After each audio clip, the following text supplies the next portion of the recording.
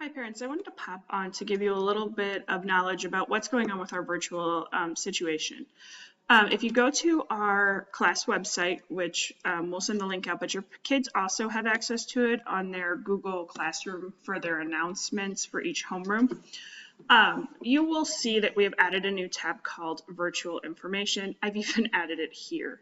So when you click on it, we have a variety of things. Yes, we are still trying to update information as quickly as we get it, but we're trying to stay on top of it at this point for you.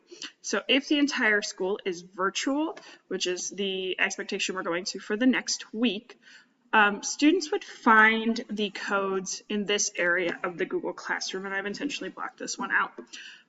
Each teacher has their own code, including co-curriculars. This link may not be accessible at all times of the day, and the teacher will probably be switching it on and off so that we don't have students in those meets when there is no teacher present. As we continue going on our virtual information, we do have the virtual learning expectations. The children have kind of looked at this, and we have gone over most of this with the students to kind of give them a heads up on what we're expecting. For example, we are expecting them to meet on Google Meet. Their camera does need to be on. They need to be in some location that allows them their best learning environment, and so on. So you can read through that entire plan on there. All the sixth grade have their virtual schedule, and it has a slight change. 750 students should be logging in for the morning homeroom meeting, and then they start classes at 8 a.m. So for example, 60 at 8 o'clock would need to go to Mr.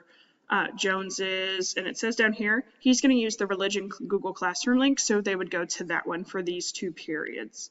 Then they would switch to STEM, and they would continue to follow the schedule through that.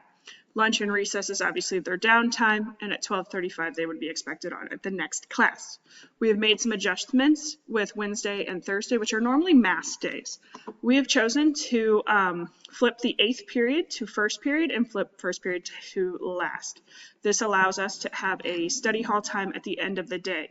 Students will be expected to be on the study hall time because with their homeroom teacher. Now, we are currently working through a plan that would allow all of the 6th grade teachers to be in the same room, so that if we're on a Google Meet and we need to help, like let's say that somebody from 6D needs help with math, she can pull up that Meet or be in the same room with me to offer that assistance.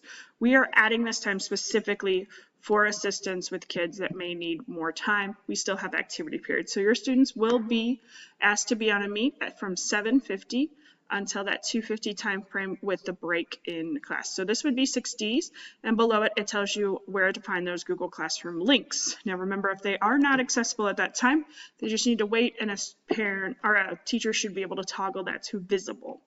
6J also has one, and 6M has one. Frequently asked questions, you can obviously view those. Various other things. Each student in Google Classroom has a Google Classroom dashboard. You'll see that this is mine, so it's not quite theirs. But they know how to navigate. The homeroom ones, they each have one. It's either 6D announcements, 6J homeroom, or 6M homeroom. And they would find that for study hall and for their homeroom time. So when we go in, we see the Meet link is currently visible there. As they go in, each of them, there's the stream, which is normal, and sometimes there'll be things posted on here. If they're posted as an assignment, typically they will see various other parts. They do need to open assignments. That is a very important thing, just so you know. Otherwise, sometimes they won't see all of the parts to it. For my class specifically, we use the virtual units of study at times, and that does sometimes require that they access a code. So in my notes, there is typically a code with the username and password for them to access it. If you have any other questions, obviously some are answered on the various links and so on. You can find a lot of information on here. There's also my ELA homeroom one, which gives you some homework page, etc. So hopefully this will transition well. Students are practicing today how to kind of log in and find this information, but we assure you that we have given the students all opportunities to try to figure out what this will look like. See you soon.